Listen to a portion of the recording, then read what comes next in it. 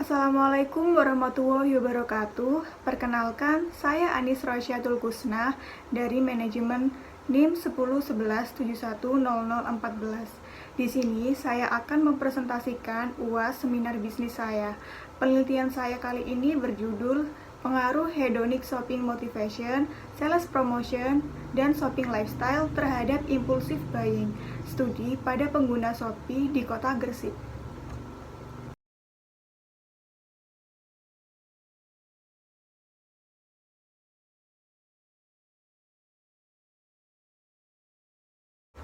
Penelitian ini dilatar belakangi oleh, di zaman yang canggih ini, sudah banyak masyarakat Indonesia yang menggunakan teknologi berbasis internet untuk memenuhi segala jenis kebutuhannya. Indonesia berada di peringkat 3 dengan pertumbuhan populasi yang mengakses internet sebesar 17% dalam 1 tahun terakhir. Angka ini sama dengan 25,3 juta pengakses internet baru dalam setahun. Dan Indonesia merupakan negara dengan penggunaan e-commerce tertinggi di dunia. Angkanya mencapai 88% dari seluruh pengguna internet yang ada di Indonesia. Dalam perkembangan teknologi yang berkembang sangat pesat, pemanfaatan internet dalam dunia jual beli sangat berdampak pada perilaku konsumen. Dengan adanya ini, perilaku pembelian online pada masyarakat meningkat dari tahun ke tahun. Dalam e-commerce activities, masyarakat Indonesia mencari informasi tentang sebuah produk melalui internet, kemudian melakukan transaksi jual beli secara online. Dapat disimpulkan bahwa Indonesia merupakan negara yang aktif dalam kegiatan online. Hal ini menjadi peluang bagi pebisnis dan masyarakat untuk melakukan transaksi secara online. Salah satu cara untuk memasarkan produknya secara online adalah melalui situs-situs marketplace ataupun e-commerce seperti Shopee. Shopee adalah sebuah marketplace dengan visitor yang paling tertinggi dibandingkan dengan pesaing lainnya dengan 93,4 juta pengguna dalam tahun 2020. Untuk memenangkan persaingan antar e-commerce, Shopee menerapkan aktivitas pemasaran yang mendorong pembelian seketika atau impulsive buying. Hal ini merupakan perilaku konsumen yang menarik bagi perusahaan online saat ini. Pembeli yang melakukan impulsive buying dikarenakan adanya promosi atau penawaran khusus pada saat membuka aplikasi Shopee. Bentuk sales promotion yang dilakukan Shopee untuk meningkatkan penjualan diantaranya ada diskon harga, gratis ongkir, cashback, flash sale, dan lain-lain. Faktor lain yang mempengaruhi impulsive buying adalah adanya hedonic shopping motivation. Seseorang akan senang berbelanja karena dapat merasakan kesenangan panca indera. Impulsive buying diawali ketika konsumen melakukan kegiatan pencarian informasi atau browsing. Banyaknya produk-produk yang disediakan oleh Shopee, hal ini membuat konsumen selalu ingin mengikuti perkembangan zaman. Maka dari itu, akan timbul suatu gaya hidup yang akan berpengaruh terhadap keinginan dan kebutuhan konsumen. Berdasarkan fenomena yang dijelaskan di atas, penulis tertarik untuk meneliti dengan judul penelitian Pengaruh Hedonic Shopping Motivation, Sales Promotion, dan Shopping Lifestyle terhadap Impulsive Buying.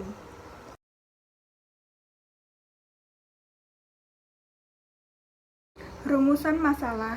Yang pertama, apakah hedonic shopping motivation berpengaruh terhadap impulsive buying? Yang kedua, apakah hedonic shopping motivation berpengaruh terhadap shopping lifestyle? Yang ketiga, apakah shopping lifestyle berpengaruh terhadap impulsive buying? Yang keempat, apakah sales promotion berpengaruh terhadap impulsive buying?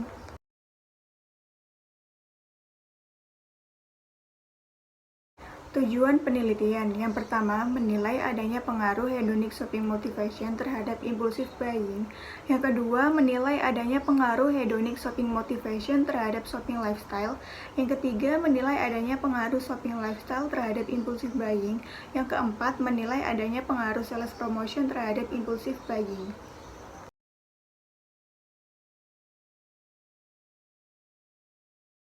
Landasan teori. Yang pertama, hedonic shopping motivation menurut Utami 2010, hedonic shopping motivation adalah berbelanja karena akan mendapatkan kesenangan dan merasa bahwa berbelanja itu adalah sesuatu hal yang menarik. Yang kedua, sales promotion menurut Blatch and Blatch 2015, Sales promotion merupakan aktivitas pemasaran yang menyediakan nilai tambah atau insentif kepada tenaga penjual, distributor dengan tujuan utama yaitu dapat menstimuli penjualan secara cepat. Yang ketiga, shopping lifestyle, yaitu menurut Levy 2009, shopping lifestyle adalah gaya hidup yang mengacu pada bagaimana seseorang hidup, bagaimana mereka menghabiskan waktu, uang, kegiatan pembelian yang dilakukan, sikap, dan pendapat mereka tentang dunia di mana mereka tinggal. Yang keempat, impulsive buying. Impulsive buying merupakan suatu pembelian yang terjadi ketika seseorang melihat suatu barang dan tiba-tiba ingin membeli barang tersebut, kemudian memutuskan untuk melakukan pembelian saat itu juga. Arnold 2004.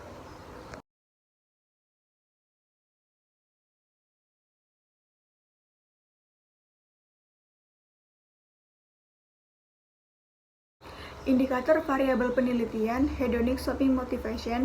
Yang pertama ada petualangan, semangat, mengubah suasana hati, meredakan stres, produk terbaru, shopping untuk orang lain, sosialisasi dengan teman atau keluarga, kebersamaan, shopping ketika ada diskon, gemar mencari diskon, dan kesesuaian harga. Sumber Arnold 2004.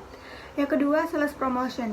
Yang pertama ada kupon, lalu cash refund offers, lalu ada price of deal, bonus pack, free premium gift, loyalty program, dan event. Sumber Pledge and Pledge 2015.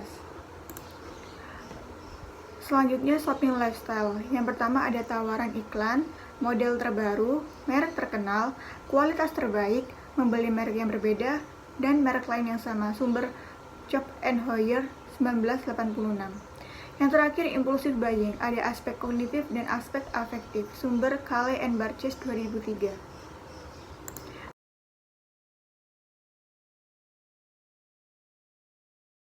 Model penelitian H01 hedonic shopping motivation tidak berpengaruh terhadap impulsive buying. HA1 hedonic shopping motivation berpengaruh terhadap impulsive buying.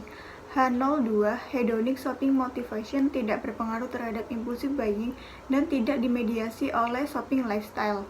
HA2 hedonic shopping motivation berpengaruh terhadap impulsive buying dan dimediasi oleh shopping lifestyle. H03 shopping lifestyle tidak berpengaruh terhadap impulsive buying. HA3 shopping lifestyle berpengaruh terhadap impulsive buying. HA04 sales promotion tidak berpengaruh terhadap impulsive buying.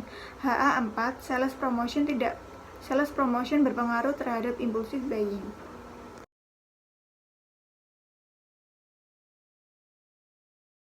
Metodologi penelitian, jenis dan pendekatan penelitian yang dilakukan dalam penelitian ini adalah eksplanatory dengan menggunakan pendekatan kuantitatif.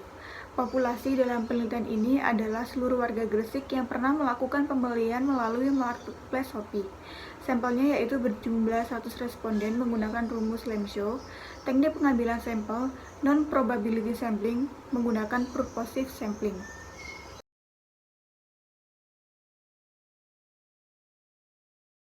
Kriteria sampel yang pertama yaitu responden yang berusia di atas 16 tahun, responden yang pernah melakukan pembelian pada marketplace Shopee, responden yang berdomisili di kota Gresik.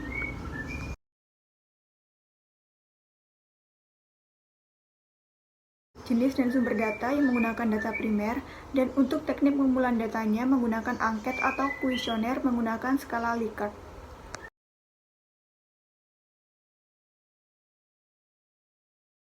Teknik analisis datanya menggunakan analisis regresi partial atau partial least square atau PLS, menggunakan software Smart PLS 3.0, outer model, uji validitas, ada convergent validity, discriminant validity, uji reliabilitas, ada composite reliability, dan Cronbach alpha.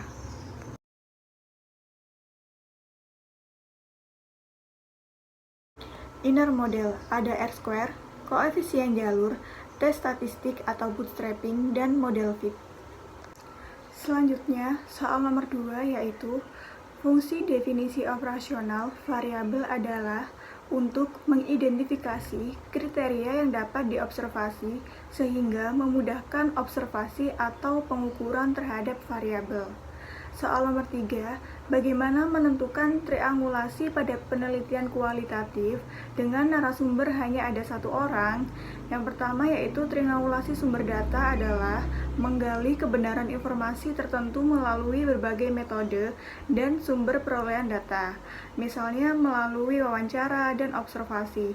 Peneliti bisa menggunakan observasi terlibat, dokumen tertulis, arsip, dokumen sejarah, catatan resmi, catatan atau tulisan pribadi, dan gambar atau foto. Tentu, masing-masing cara itu akan menghasilkan bukti atau data yang berbeda, yang selanjutnya akan memberikan pandangan yang berbeda pula mengenai fenomena yang diteliti. Berbagai pandangan itu akan melahirkan keluasan pengetahuan untuk memperoleh kebenaran handal. Yang kedua yaitu ada triangulasi teori. Hasil akhir penelitian kualitatif berupa sebuah rumusan informasi. Informasi tersebut selanjutnya dibandingkan dengan perspektif teori yang relevan untuk menghindari bias individual peneliti atas temuan atau kesimpulan yang dihasilkan. Selain itu, triangulasi teori dapat meningkatkan kedalaman pemahaman asalkan peneliti mampu menggali pengetahuan teoretik secara mendalam atas hasil analisis data yang telah diperoleh. Selanjutnya soal nomor 4 yaitu cara membuat pertanyaan pada kuesioner penelitian kuantitatif adalah yang pertama menentukan tujuan kuesioner, yang kedua pilih tipe pertanyaan, ada pertanyaan terbuka, tertutup, berupa pilihan berganda, atau berupa skala original. Yang ketiga, kembangkan pertanyaan kuesioner Anda berdasarkan indikator atau definisi operasionalnya. Yang keempat, batasi panjang kuesioner. Yang kelima, identifikasi demografi target responden, yaitu ada jenis kelamin, usia, kriteria responden. Dan yang terakhir, mampu melindungi kerahasiaan responden. Soal nomor 5 yaitu cara merancang list pertanyaan pada penelitian kualitatif adalah yang pertama, letakkan masalah dalam konteks apa yang sudah kita ketahui. Yang kedua, jelaskan masalah yang tepat yang akan dibahas oleh penelitian, apa yang perlu kita ketahui. Yang ketiga, tunjukkan relevansi masalah, mengapa kita perlu mengetahuinya. Dan yang keempat, tetapkan tujuan penelitian, apa yang akan dilakukan oleh peneliti untuk mengetahuinya. Berdasarkan pernyataan Creswell 2007 dan Marshall Rosman 2006, terdapat beberapa jenis pertanyaan. Yang pertama yaitu pertanyaan deskriptif, adalah pertanyaan yang mendeskripsikan sebuah kejadian atau indikasi dari apa yang sedang diteliti. Pertanyaan ini biasanya memakai kata apa. Pertanyaan eksploratif adalah pertanyaan untuk mengetahui indikasi dan kejadian secara luas dan mendalam. Pertanyaan jenis ini biasanya menggunakan kata bagaimana. Dan yang terakhir, pertanyaan eksplanatoris adalah pertanyaan yang menjabarkan terjadinya fenomena yang berhubungan dengan penelitian yang sedang dilaksanakan. Pertanyaan jenis ini dalam prakteknya menggunakan kalimat apa, ada kaitan atau pertalian serta dampak antara variabel Y dan X. Sekian presentasi dari saya, kurang lebihnya saya mohon maaf. Wassalamualaikum warahmatullahi wabarakatuh.